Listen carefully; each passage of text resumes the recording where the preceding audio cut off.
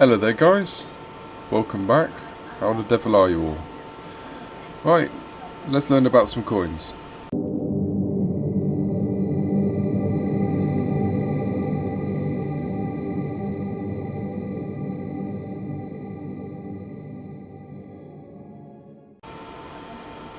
Hi, welcome back.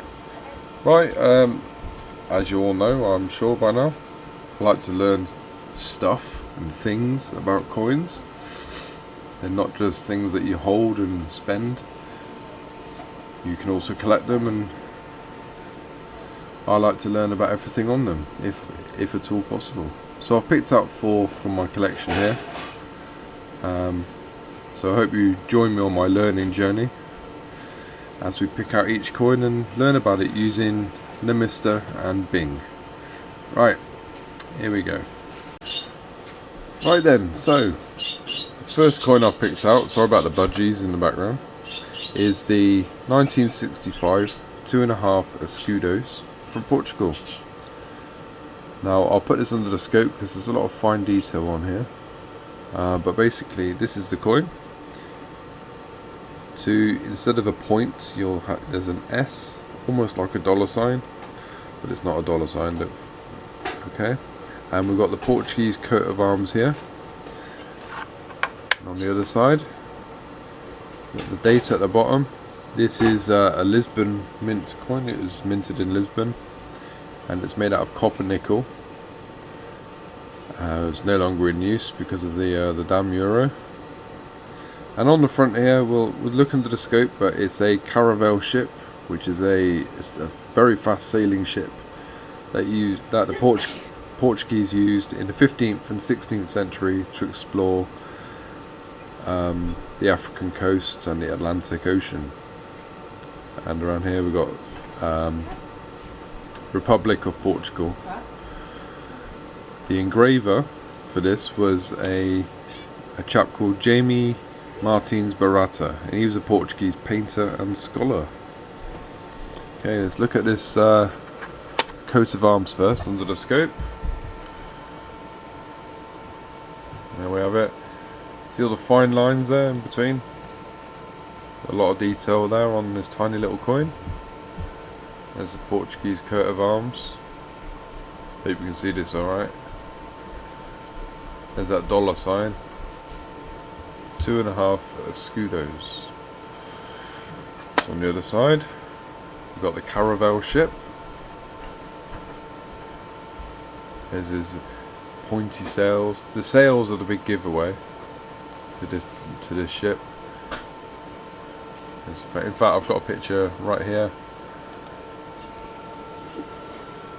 of one that's in use today. There we are. That is a caravel ship.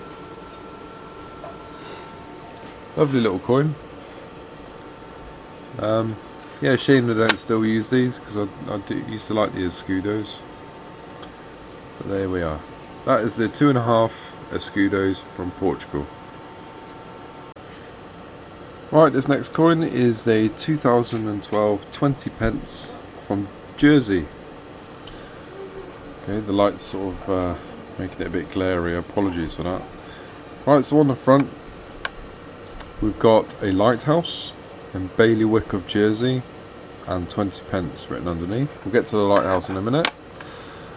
On the reverse we have, get my pointing stick out, we have the date, coin was minted, Queen Elizabeth II around the edge, and of course Her Majesty the Queen in the centre. And right underneath her neck, which we'll look under the scope in a sec, is the engraver's initials. Okay, lighthouse. Right, the lighthouse. This is, let's have a look at it first. There we have it. Hope you can see that okay.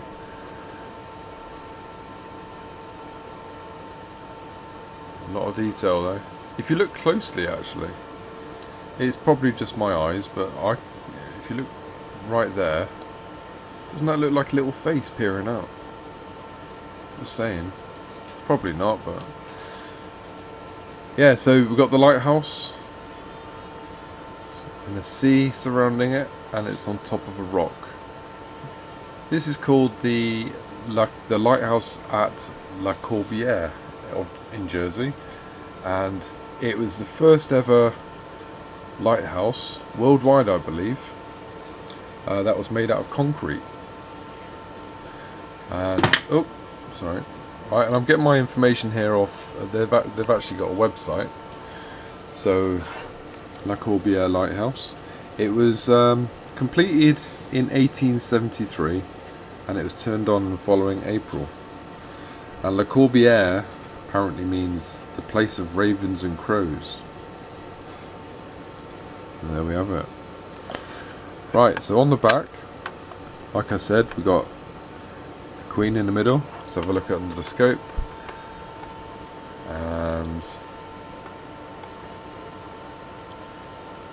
Her Majesty. She's wearing the Girls of Great Britain tiara.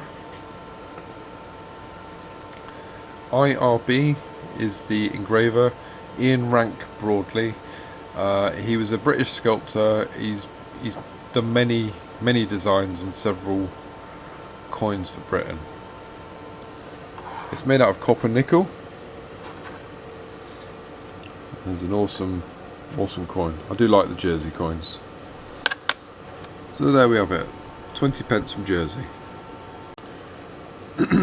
Right, the next coin is the 1971 10 francs from Belgium. It's made out of nickel, so I can't handle it too much because I have allergies to pure nickel. So there we have it.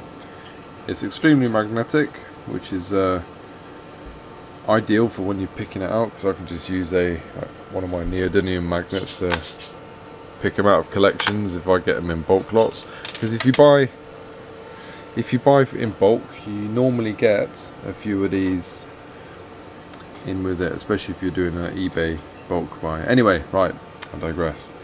Right, there's two types of this coin. There's they're the same coin, but they're minted in different places.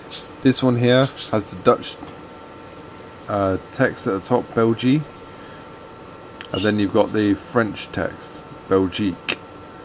Okay, this one is the Dutch version. I think I got that right. Yes. Right. So in the middle, you got the Belgium coat of arms. We have the 10 there and the F there for francs. 1971 underneath. On the reverse, we'll look under the scope in a minute at this thing at the bottom. This is King Baldwin I, and he died in 1993, and he was the King of Belgium, I suppose. Yeah. That's Baldwin. Underneath, let's look at the scope.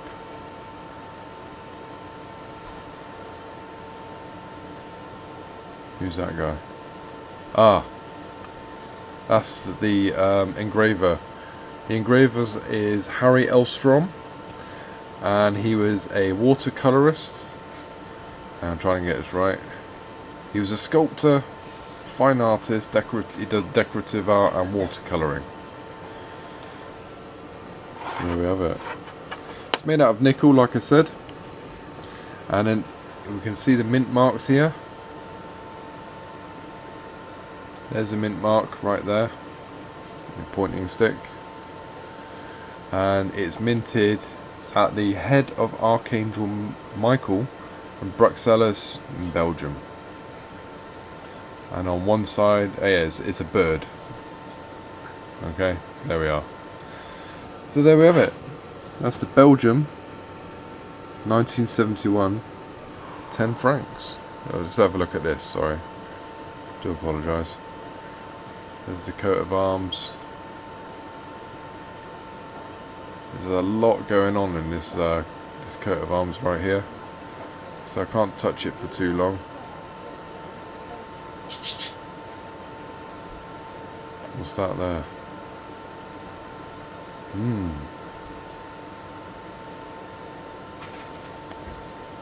Is that another? I'm not sure. Can you see that? Okay, I'll have to look that one up. But anyway, that's the Belgium 10 francs. Right, the final coin I want to learn about is the 1969 50 paise from India, and this is of the rupee currency, and this is another coin made out of nickel, so I shan't be touching it too much because I'm allergic. Okay, so on the front here, my pointing stick, we have 50, have a reeded edge, lots of patterns, 2 sprigs with a bow in the middle, and just underneath the date there, we'll look in the that little dot there. That tells me it's supposed to be actually diamond. It's a little bit worn off. That tells me this is minted in Mumbai. Let's turn it over. This is the interesting bit. So there we have that word there, which is Indian, and it basically says India. Okay, and here we have 3 lions on a pedestal. It's called an Ashoka lion pedestal. Now on there we have 3 Asiatic lions, and they are an Asian lion, which are only now found due to environment changes and hunting. They are only found now in one national park in India. So let's have a look at these under the scope. There's the lions.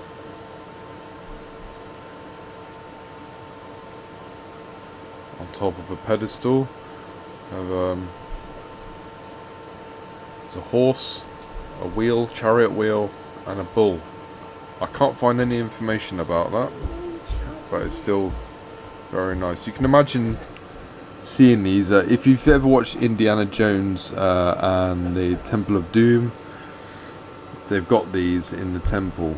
I noticed. Okay, it's made out of nickel, as I said, so I can't touch it for too long.